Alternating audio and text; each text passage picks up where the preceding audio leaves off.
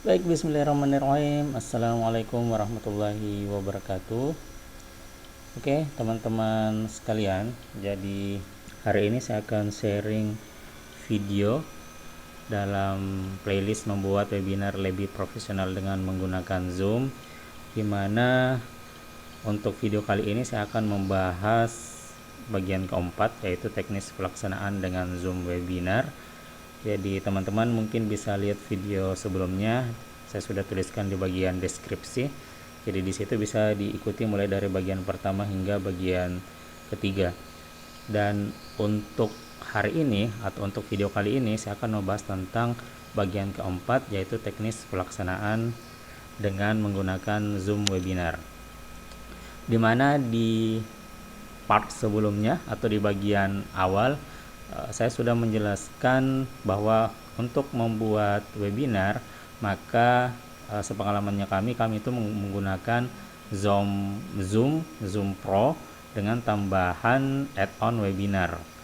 Jadi hari ini melalui video ini saya akan tunjukkan bagaimana dashboard atau bagaimana pelaksanaan ketika kita menggunakan fitur di aplikasi Zoom ini. Jadi langsung saja kita masuk ke dashboard schedule webinarnya kita.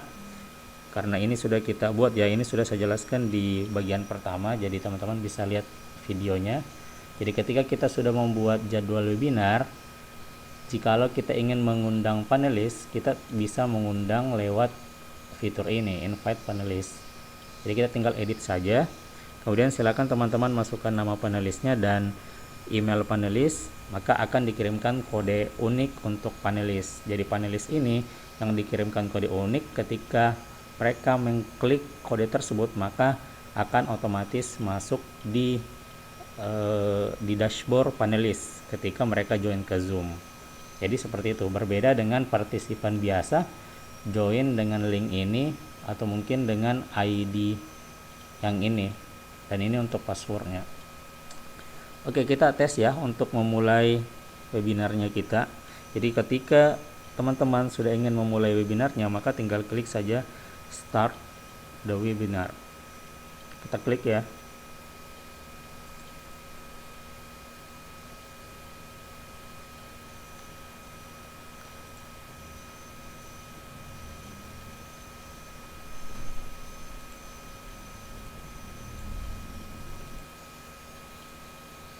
Nah, maka akan terbuka Zoom for Desktop. Jadi kalau misalnya teman-teman memulai webinar tadi, maka tampilannya seperti ini. Kalau misalnya tampilannya seperti ini atau teman-teman belum klik broadcast, maka peserta biasa ataupun panelis itu belum bisa ikut join di dalam webinar yang kita laksanakan. Untuk dashboardnya sendiri teman-teman bisa lihat di bagian bawah, ini sama saja kalau misalnya kita menggunakan Zoom meeting, hanya mungkin berbeda nanti ketika ada panelis yang join ataupun partisipan biasa yang join. Untuk memulai webinarnya maka kita klik broadcast. Nah, ketika sudah seperti ini maka panelis ataupun partisipan biasa sudah bisa join. Kita tes ya, saya join misalnya sebagai partisipan biasa.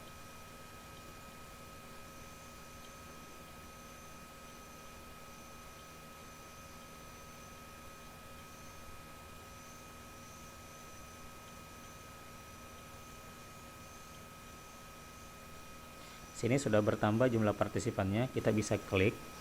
Jadi perbedaan antara Zoom meeting dengan Zoom webinar itu terlihat pada bagian partisipan, di mana partisipannya itu terbagi dua, ada partisipan yang sebagai panelis dan ada partisipan biasa. Kalau misalnya link yang kita bagikan tadi sebagai panelis, ketika diklik maka panelis tersebut akan masuk di bagian dashboard panelis. Jadi tampilannya mereka bisa lihat juga bagian-bagian yang ini. Sedangkan kalau partisipan biasa, ketika mereka join maka mereka tidak akan memiliki dashboard seperti ini. Yang ada di sini cuma Q&A dan chat. Jadi mereka tidak bisa mengaktifkan video ataupun mengaktifkan suara atau mikrofon kecuali seizin host. Jadi seperti ini ya perbedaan tampilannya. Di sini juga kita bisa atur. Sini kita bisa atur, misalnya kita ada yang join lewat partisipan biasa, terus kita ingin jadikan dia panelis, kita tinggal klik ini saja, more, kemudian kita promosikan dia sebagai panelis. Ini bisa juga kita lakukan. Ketika dipromosikan sebagai panelis, maka nama tersebut atau orang tersebut akan masuk di kategori panelis. Itu pun juga teman-teman kalau misalnya mau menjadikan co-host ya temannya, supaya bisa membantu dalam teknis pelaksanaan, teman-teman bisa klik more, terus jadikan co-host ataupun bahkan bisa dijadikan sebagai host. Ataukah mungkin di sini teman-teman mau mengembalikan orang tersebut itu menjadi peserta biasa. Jika ingin menjadikan host, maka silakan klik ini. Jika ingin menjadikan co-host, silakan diklik yang ini. Sedangkan kalau ingin mengembalikan sebagai peserta biasa, maka silakan diklik yang ini. Jadi seperti itu saja. Misalnya saya ingin menjadikan co-host. Ini terus diizinkan, maka di sini otomatis akan tertulis co-host. Terus di sini juga saya bisa memindahkan saya membatalkan dia dulu sebagai co-host, kemudian saya pindahkan sebagai partisipan biasa. Maka akan kembali lagi di kategori sebelumnya, yaitu partisipan biasa. Jadi partisipan biasa ini tidak memiliki hak suara, mereka tidak bisa mengaktifkan mikrofon kecuali seizin host. Sedangkan panelis di sini itu bisa bebas untuk mengaktifkan mikrofon atau mengaktifkan kameranya.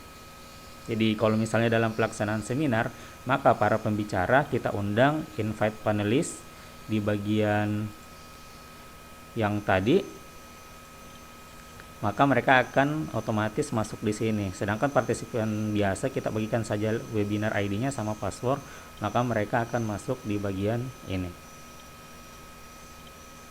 Terus untuk membuat lancar jalannya seminar, biasanya juga kita mainkan spotlight ya, spotlight video.